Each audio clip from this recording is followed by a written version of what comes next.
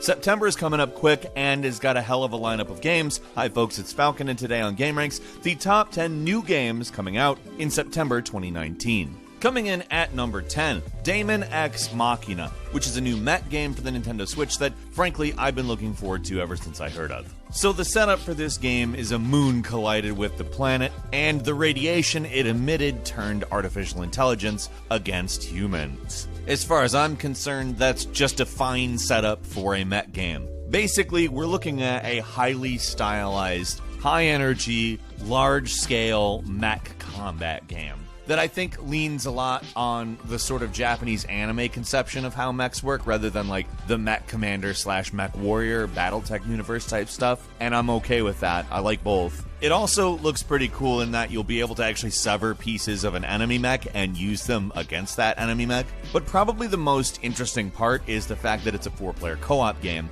and I'm really looking forward to jumping into some mechs and causing some havoc with some friends. Daemon Ex Machina is coming exclusively to Switch on the 13th.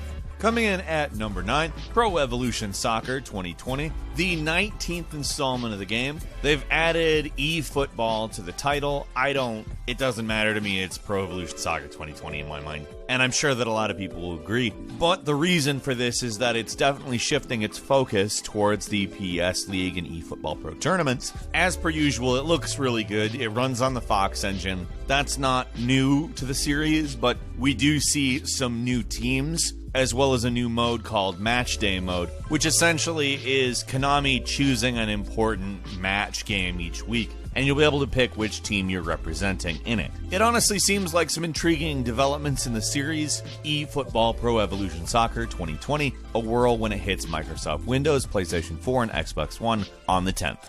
Moving on to number 8, it's Code Vein, which is an action RPG that, at first glance, has at least some stuff in common with Dark Souls. The type of gameplay we see is very Dark Souls-ish. It's published by Bandai Namco, and developers have cited Dark Souls as a source of inspiration. Now, it takes place in a very different world, however, and of course, has quite a different style in that it is very anime-oriented. The game takes place in a post-apocalyptic vampire dystopia, which I'm perfectly fine with. I know we've had a million dystopia games, but, I mean, maybe that's indicative of something in real life and not necessarily a problem of them making a lot of dystopia games. I'm happy to see a vampire one. That is an anime one, too. They've been pretty light on talking on what the game is actually about, but they've been pretty heavy on showing off the combat and gameplay, which looks to me like it's going to be actually very enjoyable. So considering Dark Souls, that's basically the reason you'd come to this kind of game anyways, and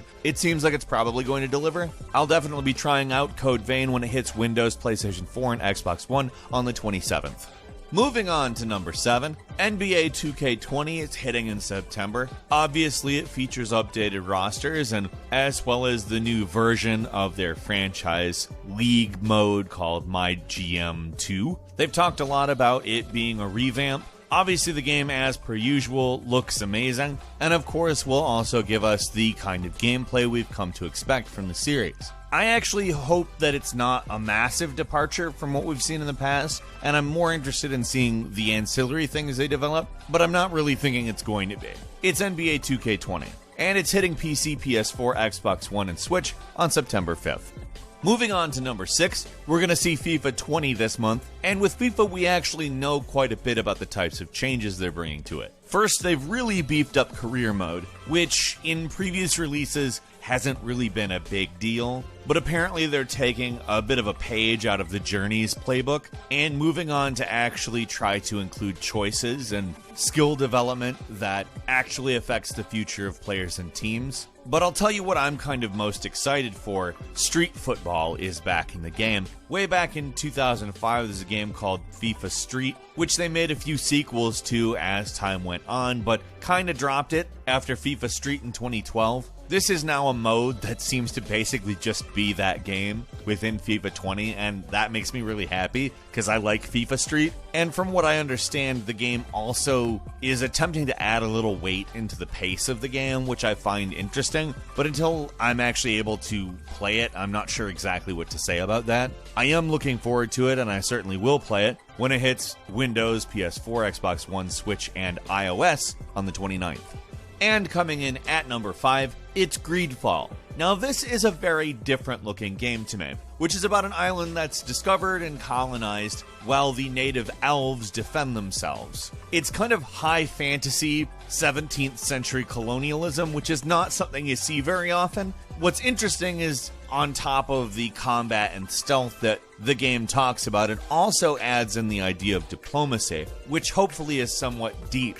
On account what this game is about is more or less a possible genocide, because you can align yourself with either the colonists or the elves, and from the sounds of it, it seems like you have some degree of control over what you end up doing. If it functions as a historical allegory to anything that's actually happened in the real world, it's got some pretty dark areas it could go to, but that also sounds very much like the stakes will be very high. In the video game world, that's what we call an actually good premise for a game. So a big congratulations to the developers Spiders. You've come up with one damn intriguing concept for a game, and I really can't wait to see exactly how well it's pulled off. Greedfall is hitting Windows, PlayStation 4, and Xbox One on the 10th.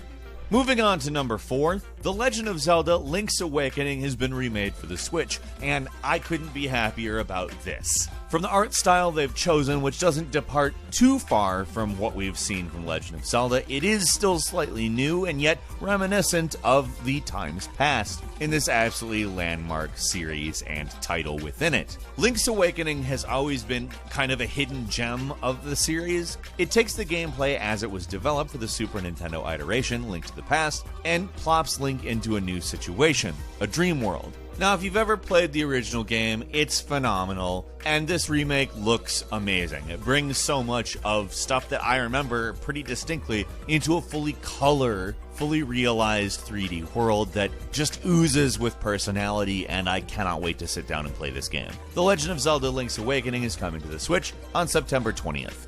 Moving on to number 3, The Surge 2 is hitting. Now, if you played the original Surge, it's kind of like Techno Dark Souls. Obviously, there's more to it than that, but I'll just go ahead and say that I rather enjoyed the original Surge, and I'm rather enjoying the design philosophy that they profess to going into the sequel, i.e. much, much bigger. The developers talked about wanting to add a lot more verticality to the Surge 2, and I like the sound of that because it's something that would set it even further apart from Dark Souls, even though obviously as a start point that's not a bad thing at all. Apparently the Surge 2 will be offering the player a lot more alternate paths, which ultimately will lead to a lot more variance in what you see in the game. Again, they've touted bigger and much more diverse environments for the Surge 2, which I think is great because the Surge 1 really didn't have like a lack of that. I wouldn't really say the Surge had any distinct lack of anything. It was a pretty damn good game, so bigger and better, I'm there. The Surge 2 is hitting Windows, PlayStation 4, and Xbox One